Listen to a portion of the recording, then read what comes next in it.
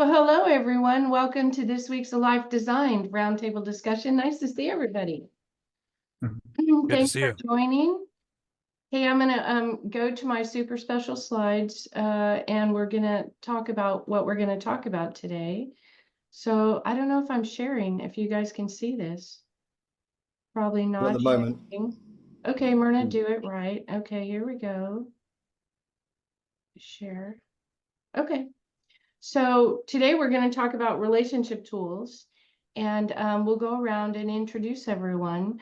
But our goal today is to just kind of share in 3 categories: workplace relationships that we have, then friend and family relationships, and then, of course, the mighty romantic relationship topic. So I'm going to stop sharing. We have some memes that'll kind of give us a light and casual way to approach topics.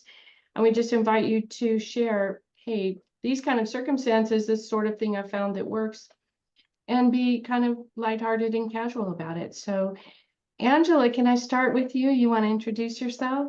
Sure, I'll go first. We got the memo. We wear the same color Yeah, today. apparently it's Blue Day. I don't know what that is. Maybe quantum entanglement of the brain level there, which happens often. So I'm Angela Loeb, and I'm here because of Myrna. I mean, I adore It's my Myrna. fault. Myrna and I go back to 2008. So we're technically nurturing partners. Yes. It's a lot deeper than that. It's pretty much cooler than that.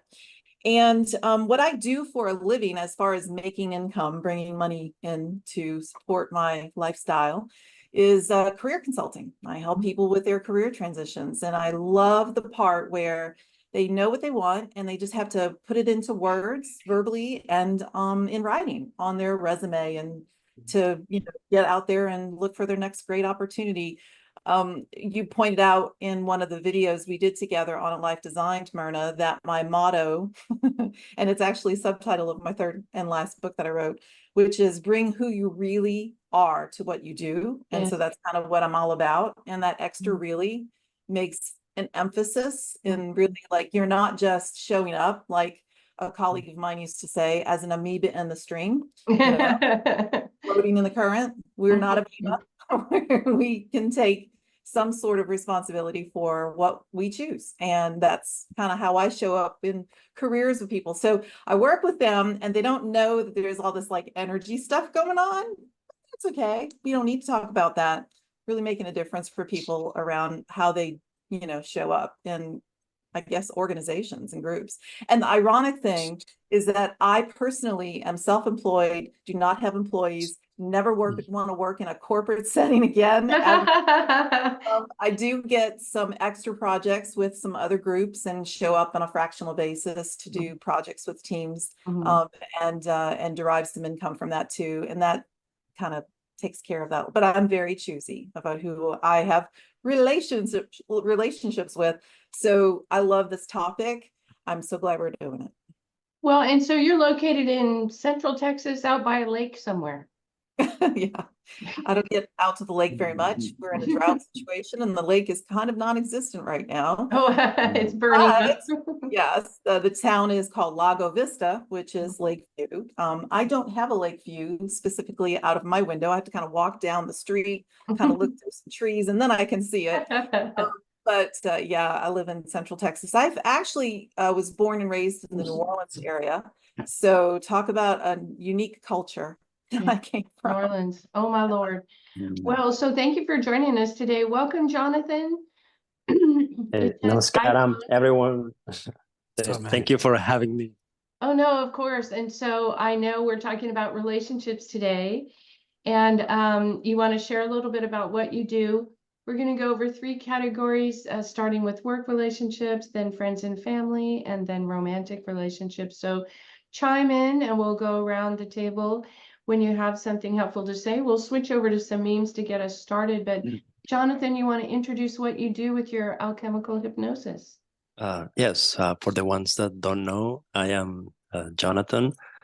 I'm an alchemical hypnotherapist, which is a kind of hypnosis therapy. It's very useful for many purposes.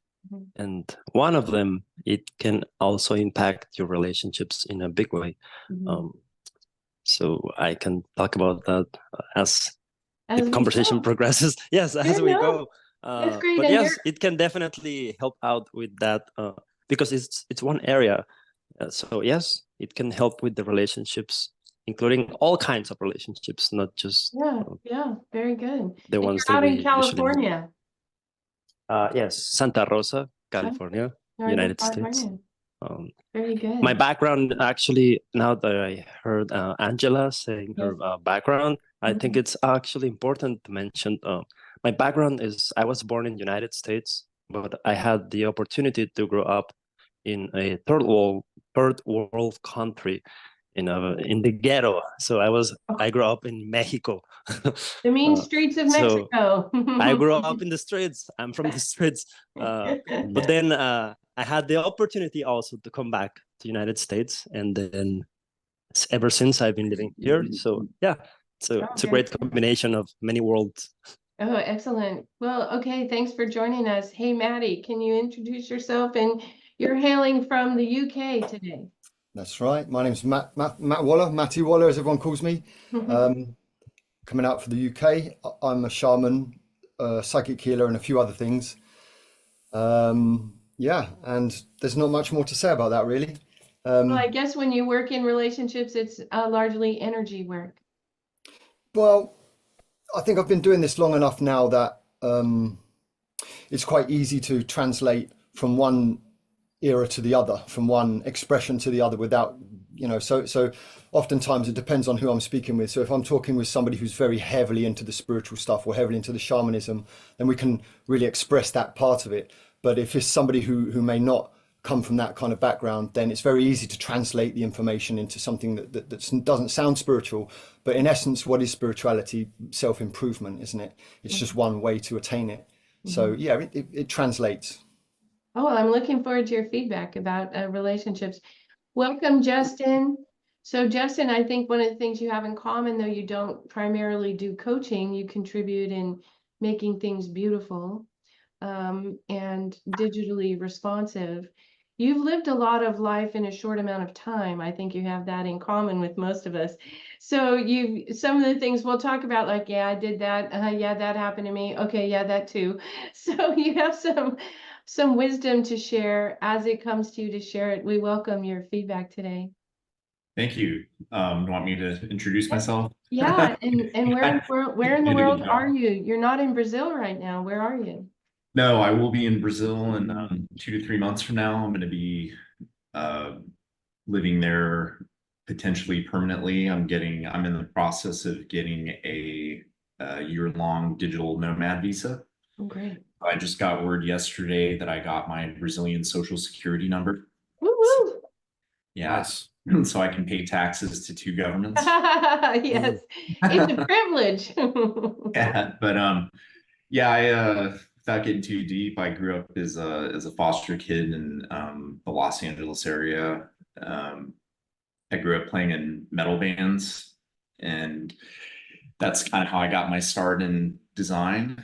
We didn't have enough money from the record labels to pay for the ghetto mini tours that we did, so we had one of our friends worked at an auction house called Ritchie Brothers, and we all chipped in and got a handicap bus. I'm not kidding. And so the back door would swing out, and we had a drop down screen printing press. And so when we were on the road, when we'd run out of shirts to sell, we would print more, and then we had like ways of drying it. And so our drummer, who looked like Eddie Van Halen, he kind of taught me how to screen press and design, and it was really early days of Photoshop. And next thing you know, people and small record labels would ask me to design, for various things, and it was good beer money, and I could make a career out of it. And so I ended up going to school for it. Took it really seriously. My grandfather was an illustrator for the aerospace industry, and so he was encouraging me to go for it, and ended up working for $12 an hour all the way up into the six figures, worked for celebrities, big brands, and kind of burned out, kind of had a crisis of sorts. And so now I'm regrouping. Oh, good. Well, we can talk about work relationships and other relationships and sort of all the miles we've traveled. Hopefully, you know, as we get to the end of our program today, people will be able to pull things like, oh, I didn't know I could try it that way. So thank you for contributing. Hey, Brian, last but not least, where are you Yeah. hailing from? So I'm in Sri Lanka right now, and I'm co-founder of A Life Design with You, and I also teach people Sedona method, which is a really quick way to start releasing like emotions that you're stuck on, negative emotions, and yeah, just working on building this up with you. So You're a special K on your screen because your pool coach, who was an important mentor yeah, in your life, gave you that nickname, Special K. yeah, he was kind of like a life coach for me. I probably did 1,000 hours of lessons with him, and I have over 1,000 emails from him. Yeah, he gave me the nickname Special K, and I don't know, he was right about everything else in my life, and he told me this is what I should go by, so he's probably right about this. Don't you hate it when those leaders, those people that are mentors are right about a lot? You know, Yeah. like, okay, I guess you're right about that too. Okay, I guess I'll Yeah. listen to that advice. Well, hey, welcome everyone. So I'm in Austin, Texas. I'm privileged to know all of you and to be a co-founder of A Life Designed as well. And I work mostly in executive and personal coaching. So Angela and I have a lot of crossover in making your work life work. And then there's usually some other stuff along the side. Okay, now that my work life is in proper order, can you help me with this thing about my father-in-law or whatever? Sure, let's put that on the table too. Let's handle that. So mostly work life places, but then other stuff too. So, and then Brian and I have been involved in meditation for a long time, 30 years, a meditation teacher here. So the spiritual or personal development side, we've done a deep dive in for a long time. So let's get started. And I'm going to show you this amazing slide. Okay, you may cringe, Justin. It's okay if you do. So can you guys see that? Am I sharing it? No, Myrna. Not yet. Learn to share. Here we go. Sharing. Okay, ta-da! Now we're going to go to present. So it's big enough that you can see it. And let's go to our first slide. Okay, so we're talking about workplace relationships, and I'll just run us through these goofy thoughts from memes, and then we'll see who wants to talk about what. So my favorite one here in the middle is study finds that hearing an opposing viewpoint causes no real harm. So it's okay to talk with people that don't agree with you.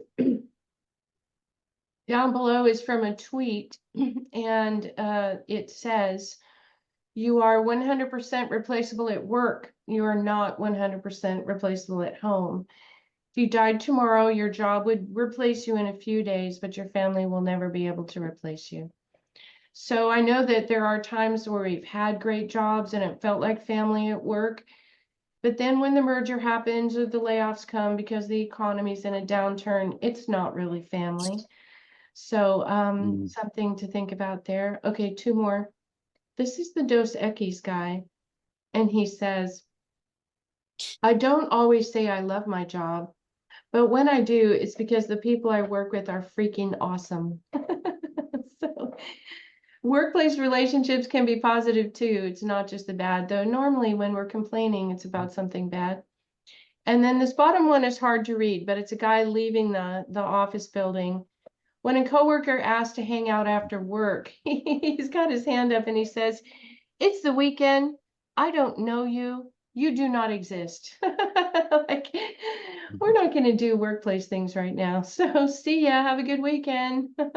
So, okay. So those are our workplace memes.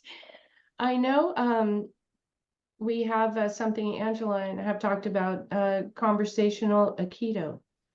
And so I don't know if you want to mention that a little bit. I know my understanding of Aikido, we have almost a black belt in jiu-jitsu among us, and I have no martial arts experience. Yes, Justin, but I know the idea with Aikido is it's primarily defensive. And when people's energy is coming at you, you just use their energy and move them along. Like your job isn't to be an equal and opposite force. And now mix it up. It's like, oh, are you coming at me? I'm going to step out of the way and just move you right along, and then I'll go back to what I was doing. But why don't you share with us a kind of a workplace Aikido, Angela? Me? Yeah. Okay. Yeah. You know, it's funny, we by the way, it's just so awesome to be here in this brain and energetic, like you guys are so freaking awesome. So anyway, so Myrna and I have had many, many conversations over the years. Sometimes we'll tell each other stories and you're like, that was from 10 years ago. Do you remember this? And we're like, no, I don't remember that. So this was before I met you, Myrna, that this was happening at work where I had, and I was in the corporate America scene, but I was working for a wonderful manager, one of those rare situations where you work in what Stephen Covey defines as the interdependent team, meaning that people have come together in the group and they have enough emotional maturity that they're not just looking out for their own interests, or they're not in this kind of martyrdom mindset where I'm just sacrificing everything for the good of the company and the whatever, or the good of the customers. But it's both, whatever they showed up, it was both for themselves and for the good of the team and the company. And it was like this really nice kind of flow. And Stephen Covey defines that as the interdependent team, the ultimate team to be able to work with. And how beautiful it is that I had a chance to work in that kind of experience. And this manager that I worked with for 8 years, and she just cultivated that. She attracted people who wanted to be in that energy. So when someone came in who didn't quite jive with that, they didn't quite align to that, they came in with their own agenda. Somehow I didn't know this at the time, but later I could reflect on it and say, oh man, that's just a kind of like a self-selection process or some sort of Darwinian type of thing happening here, or just the energy, the frequency separation. I mean, we could talk about that now, but back then I didn't have that language and I didn't understand that. But I am a science fiction geek going way back to when I was sitting in the library with my geek friends while, I was never a jock. I was always with the geeky people and the nerdy people, and we read Dune and discussed how cool Dune was. And anyway, so I've always liked the Star Trek thing. So I'm a next gen. That's my jam, the next generation. And so I remember the Borg, and they have this kind of shield, right, that they can put on these body shields, right? So I had this experience with this woman came in to, I was already reporting to the vice president, and there was another team that was reporting to the vice president. And this woman was hired to manage the team, the other team that reported to the vice president. And so I had a lot of history already in this organization, a lot of established creds, and my manager and I really, we jammed with each other really well.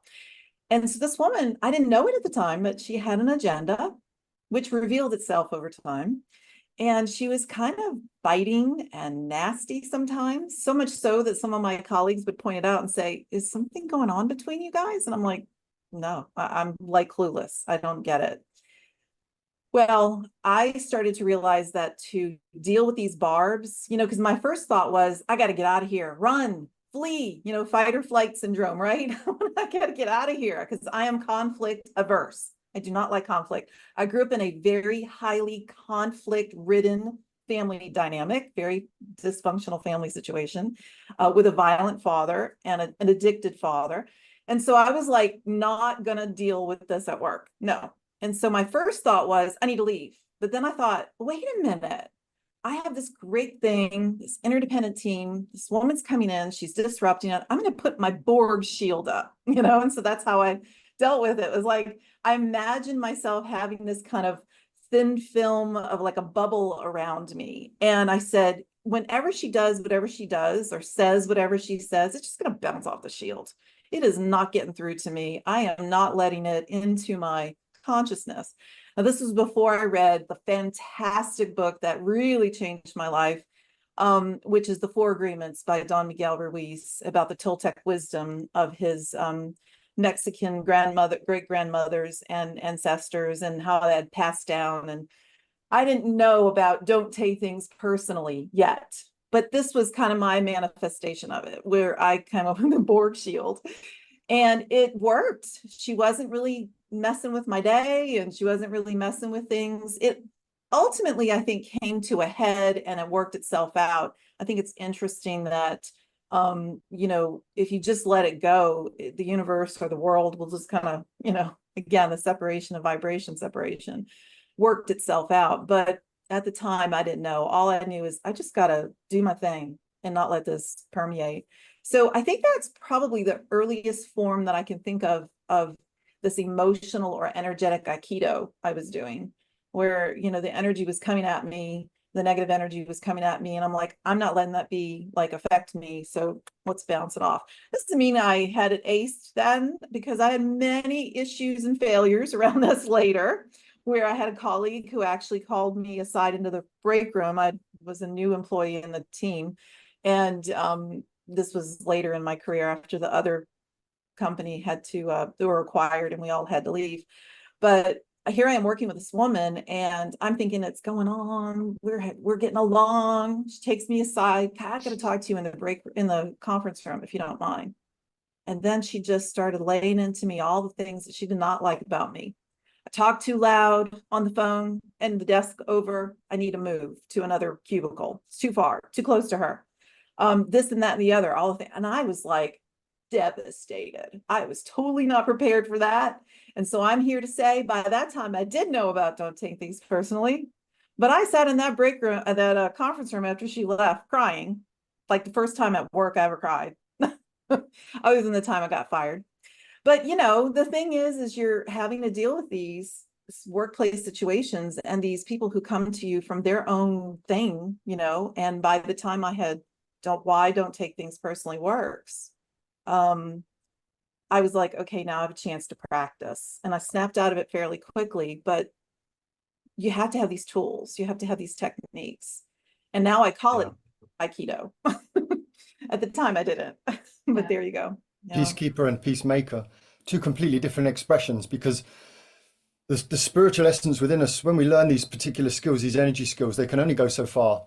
You know, there's the passive way of doing things, but sometimes we have to be proactive.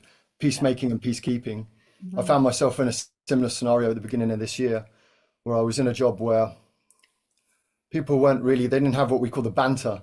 There was no actual laughing and joking, which is one of the greatest things you can have in an environment such as a workplace, which is the humor that comes with it. You know, everyone's just making the day easier for each other by making it a pleasant experience. And there was none of that, which was interesting. And I was the only one there who was a native as well.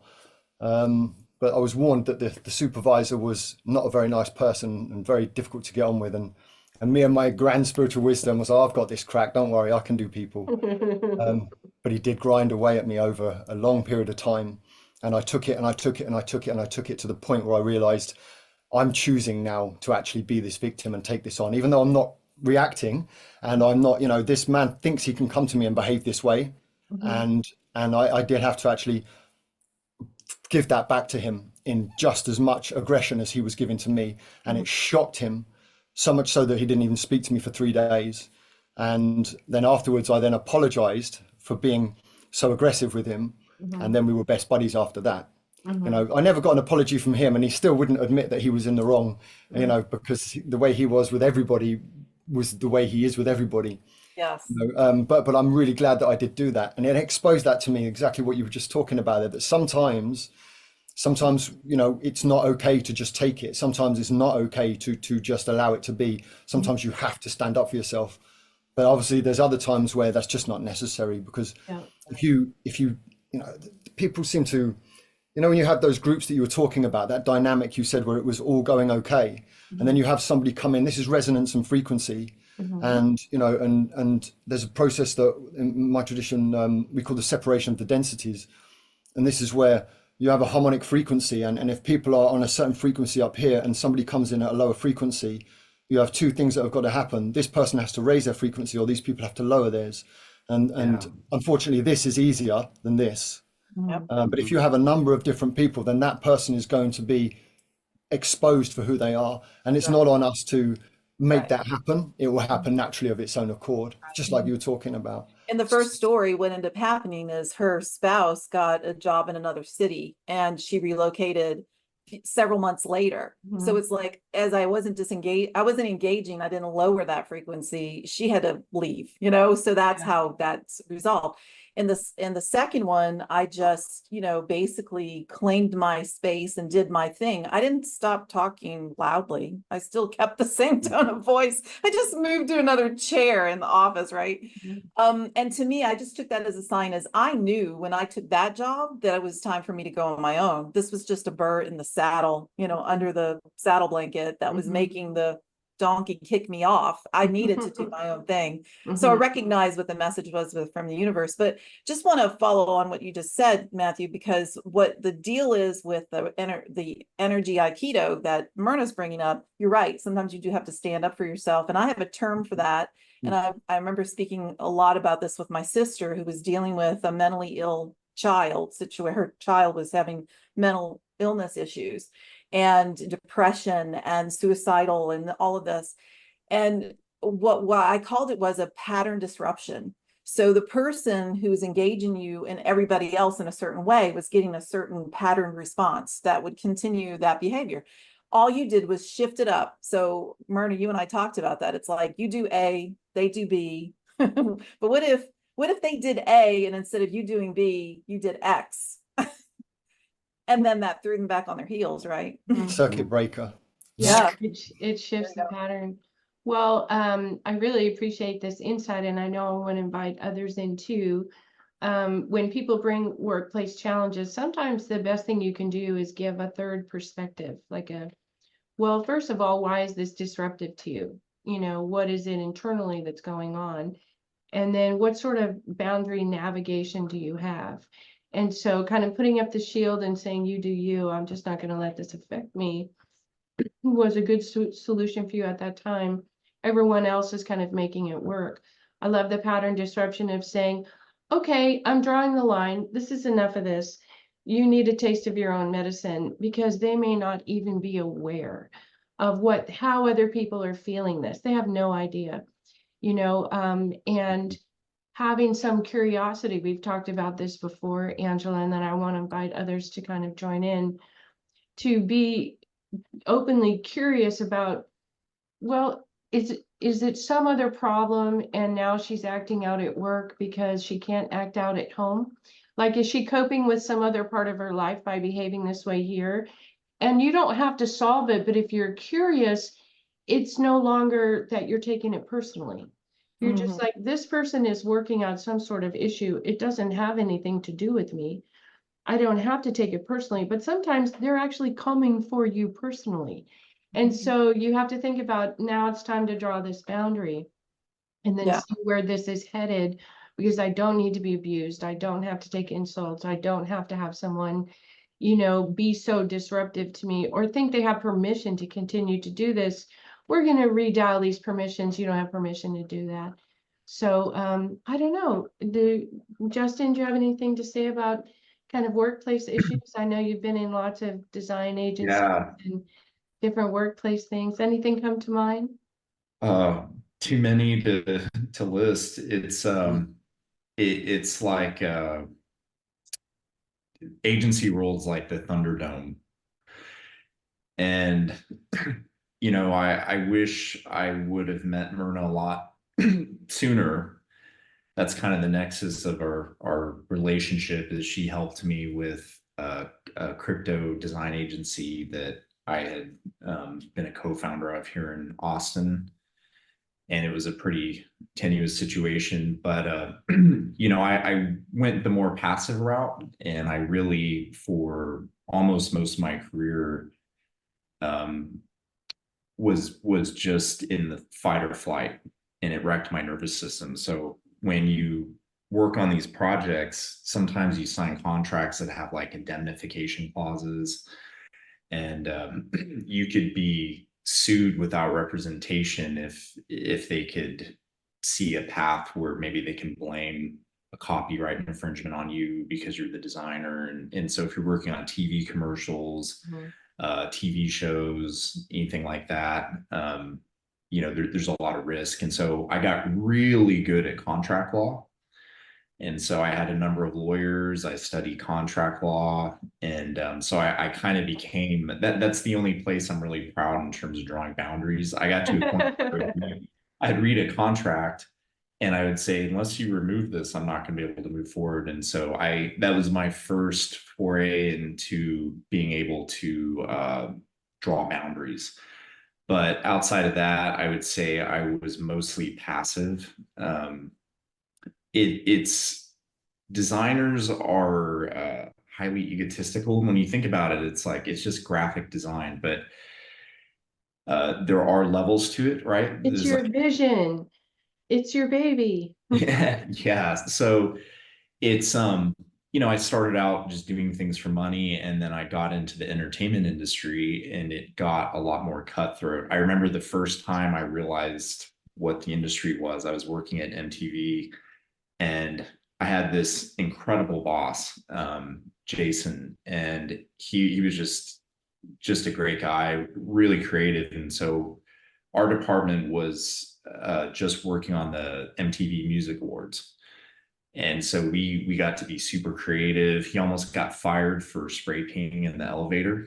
So like people came up to the elevator and there's like stencils spray painted, and he had no concept of like this is a corporation. He's like, we just believe creativity. But we went But it in, he looks said, cool. Doesn't it look cool? Isn't that what we're doing? Making things look cool? yeah, exactly. So I worked with a couple of really famous designers on this team, and so it was really cool. But I remember he asked me one day, he said, I need to go meet with the VP of marketing, this lady. And I was like, okay. So we sit down. Jason's like one of the nicest guys ever, and he had just lost his dad, and he was still showing up to work and doing really good work. And but all of us kind of knew that behind the Jason we knew was a lot of sadness going on. And this lady, we're just sitting there, we're talking, and she just starts cussing him out like he is just a dog, like just an absolute dog. And I'm a very protective person, and so especially if I have a small friend with me, like a shorter friend, like Are we gonna I rumble? What are we doing here? yeah, I mean, I've been out at bars before where I've literally pushed my friend aside and I step between them. Like, what's going on? And I felt like that in that moment. And but instead I held my tongue and I just observed, and I let the cathartic moment seep in and show me what this really was at the highest level. I said, these people are at the highest levels. They're doing things for celebrities, and this is probably how it is. And so that was my first introduction to how cutthroat, the industry. Underbelly of some organizations or some industries, yeah. Yeah, so when you're dealing with millions of dollars in marketing money, and you're no longer just some production designer, you're an art director, and they're putting all the pressure of the success of the launch on you. It's brutal, and I would stay up hours. You might go to bed at 2 and wake up at 7, and then just rinse and repeat. And if you complain at all, you're not a team player. So that was the beginning of my relationship with Myrna. And not to go on for too long, but she taught me how to set boundaries with a business partner that I had, who was wildly grandiose narcissist, and I didn't know this about her. And It's hard to set boundaries with billionaires because they kind of live in a different world and they make the rules. And so it sounds like you're a person at MTV also, there's a way of establishing dominance, and they are sometimes not good people. They've just scraped their way to the top of the ladder, kicked everybody down on the rungs below. And you think, how much more time do I want to spend here if this is how you like make headway? well, yeah, and if you look at what Jordan Peterson talks about, the people at the highest levels score higher on disagreeableness. So the utility for how to deal with people like that placate their egos, but set boundaries without, you know, being too direct. I've learned over the last 3 years to get respect from these people, and it's second nature now. It's like I'm driving a 5-speed, you know. So, Yeah. and I'm in a situation like that now where I'm working on a couple of projects with some pretty high profile people, and I don't even think twice. I mean, this is what I do. If that's a problem, you know, maybe I'm not a fit.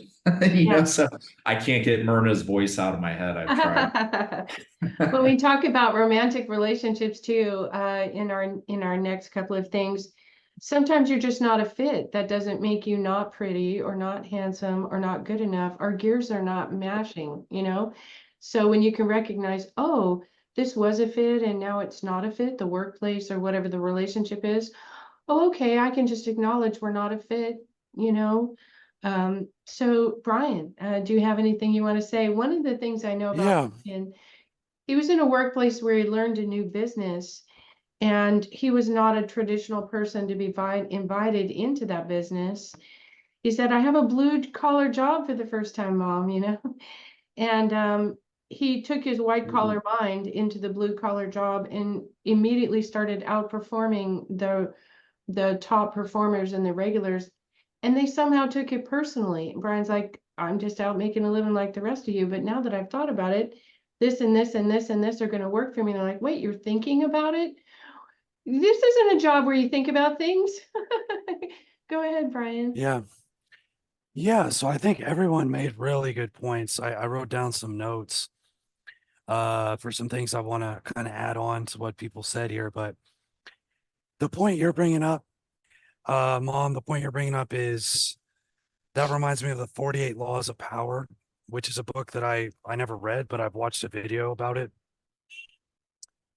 And one of the principles is never outshine the master. This is something people have to learn in the workplace. Like, you don't want to look better than your boss, because then your boss doesn't want to promote you or give you a raise because you're like a threat. So there's a lot of workplace Unless you have a dynamics more where, enlightened boss who's like, how can I pay this person more money because I never let them want them to leave? But that is not a I typical mean, situation. Yeah. I agree with that, but I would say, yeah, that's probably not the average boss. So it's the same, like kind of in that situation where I became a tow truck driver. There were established drivers there. I had no experience. I was learning everything. So I seemed like a total idiot. Nobody thought I was going to make it as a driver. The whole place said that. At least 8 people, 10 people were like, nah, he'll never make it. Within 6 months, I was like making more money than any other night driver. So I kind of outshined like the employees who had been there longer. So that's going to create beef. Like that's going to be, they're going to have issues with that, right? So those are like workplace dynamics that people got to be aware of. So sometimes you sort of need to look good in front of your boss, but not look too good in front of the other employees, because then they'll try to sabotage you or they'll hold it against you. And then you have all this workplace, like, you know, conflicts and beef and arguments you have to deal with. There's all these different dynamics that go on. So that's just something to be aware of. But I will say this, people can make or break a job 100%. Like if the people are bad enough, even if you like the work, you can absolutely feel like I'm gone. I'm not staying here. I don't care, even though you love the work itself. But like having to talk to those people all day, you're like, nope, I'm out of here. And the opposite is true too. You can be at a job where the people are just awesome. You have so much fun being around them. The work is like, it's all right, but it's so fun hanging out there. The money's decent. You're like, I want to keep working here. So people really can make or break a job. So one example to speak to that, I had an ex-girlfriend who, she had a job that she liked, but there was one coworker who would sit next to her and just complain about her husband all day. That one employee made her hate her job, and she always wanted to quit. And she would literally cry every morning before work. And I'd be like, well, you got to get another job. And she's like, she didn't feel confident. She didn't feel like she could find something else. Eventually she got something else, but um, she just put up with that for a long time. Did she tell him But to stop? what's that? Did she tell him to stop? Did she raise it with him? Um, I think she like very weakly and passively suggested it without being very direct and firm. I think that's what she did. This was a couple of girlfriends ago, so this was like years ago, but um This yeah, was two so I don't, girlfriends back, Maddie. Okay. yeah. But yeah, I do think that sometimes you don't feel you have the courage or the words, and so you're just Mhm. going to take it and be miserable. And that's when you see a coach about something and you get a new perspective, like, That's true. actually, you don't have to take that. But if you want to try to manage it first, here's some things you could do. And then if it's unmanageable, go be happy somewhere. It's Yeah. not, you haven't been sentenced to this job. You could Mhm. go do something else. Yeah. Can I add something on here? And this is like Sure. a broader perspective on all of these issues, is that what it comes down to is our core frequency, like Yeah. our main energy, that energy that Yeah. that we supposedly utilizing for ourselves and for our loved ones and for the greater parts of our life. And quite often workplace will demand that core frequency from you, or you feel like you have to Mhm. give that core frequency. And Mhm. it really depends. And what Justin was talking about there is an industry that demands your core frequency. That means you have nothing left for yourself outside of work. You have to give everything. I mean, especially that fight and flight thing like that. When you have to live like that for a living, that's demanding not only your core frequency, but your adrenaline and all of the other stuff that comes along. These are things that are meant for survival, not things that are meant for a day-to-day existence just to bring the bacon Mhm. home. So that's taking more than your core frequency. That's a real Mhm. sapping energy. And Mhm.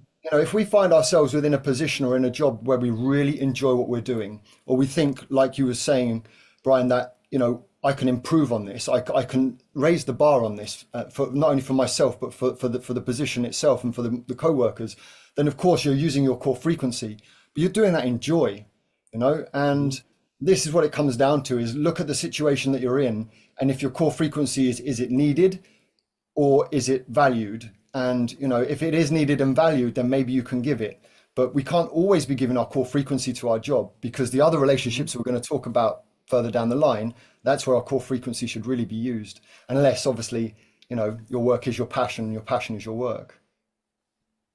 Yeah, I totally agree. Yeah, you got to have work-life balance.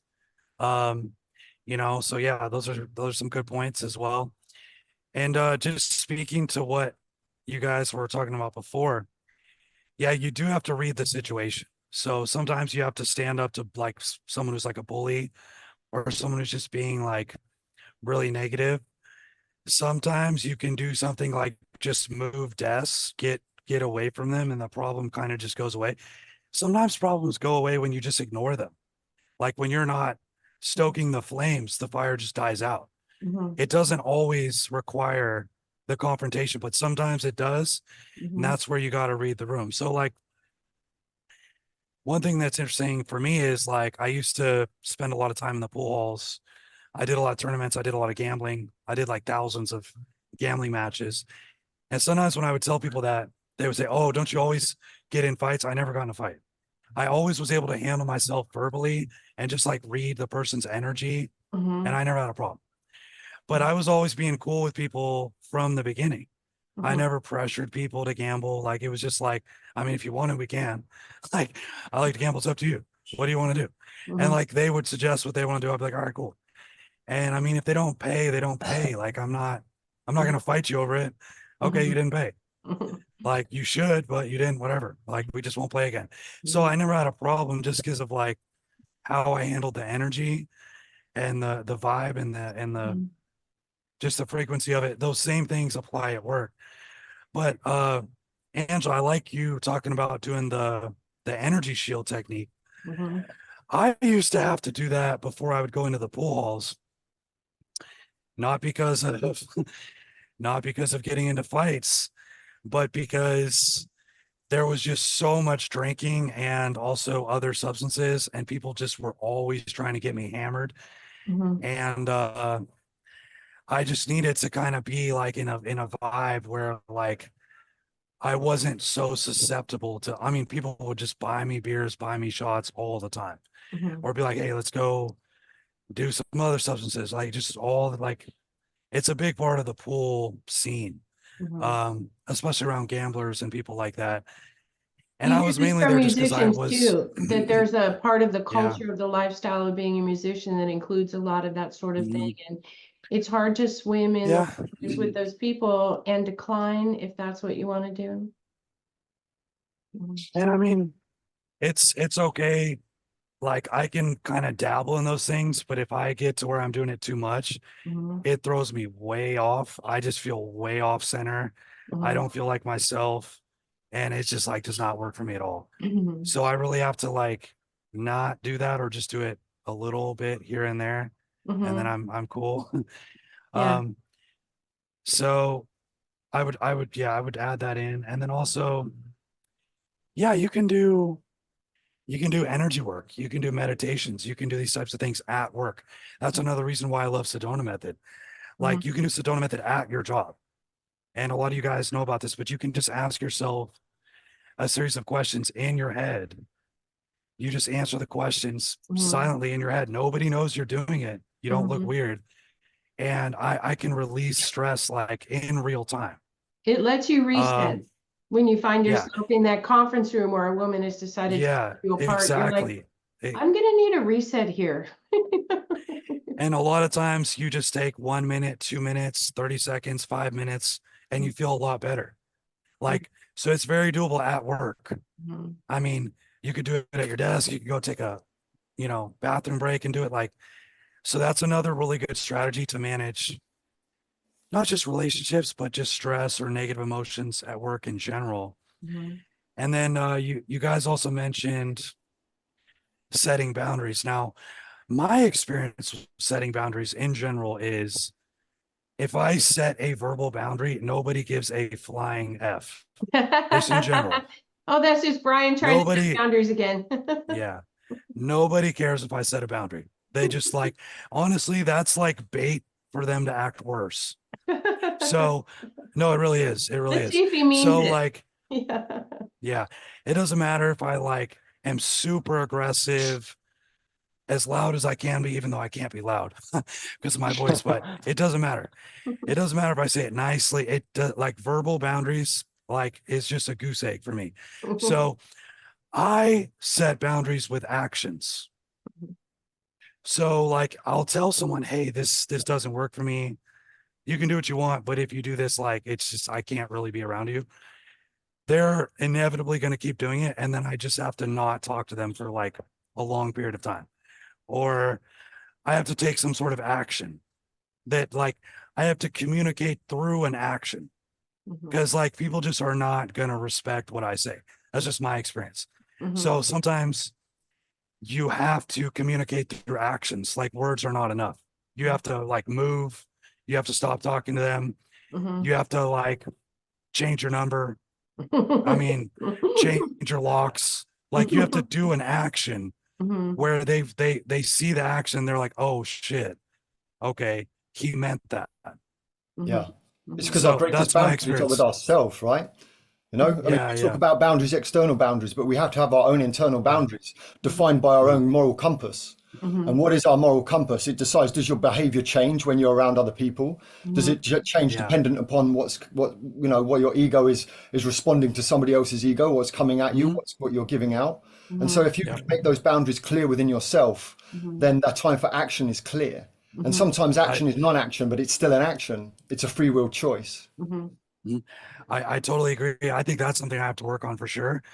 But I agree just changing your internal boundaries or your internal energies, it's gonna just affect your whole presence, Mhm. which changes the way people interact with you. I Mhm. think that's just something I have to work on. But yes, I totally agree. I do think having those first principle understandings, I was listening to something and then Jonathan, I want to invite you in because you were laughing and I know you have something fun to say, but there was a person saying they got off Twitter and they weren't going to argue on Twitter anymore. And the other person said, but you're so great at arguing on Twitter. You know, we have to fight the demons on Twitter. And he said, no, my principle is I can't spend time and energy on a platform that cancels people. And I know Twitter is better, but it's not yet good. So I can't spend my energy there. I'm only on platforms that don't cancel people. That's a first principle for me. So I'm out. And they're like, but we miss you on Twitter. And he's like, dude, okay, but when it's a free speech platform, I'll be back. But my principle is if you're canceling people, I'm out. Like I won't submit myself to that. And so you do find your internal, you know, whatever that is, and be aligned with that. And then the pathway forward kind of makes itself clear. Jonathan, share with us. I saw you laughing over there. Oh, yeah, how can I not? I've heard a couple things that they were funny. So when something is funny, you must laugh. Yeah. Otherwise, if you keep it to yourself, it does no good. For example, when he said something along the lines of like, "Oh, my two girlfriends before," I'm like, "Oh, we have a player in the house."